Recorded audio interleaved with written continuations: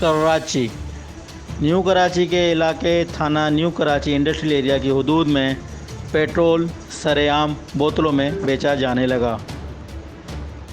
थाना NKA की हदूद में ज़राए से पता चला है कि यासीन और बिलोमी नामी शख्स जो कि थाना न्यू कराची इंडस्ट्रियल एरिया को रोज़ाना की बुनियाद पर भत्ता पहुंचाते हैं और सरेआम पेट्रोल बोतलों में फ़रोख्त कर रहे हैं।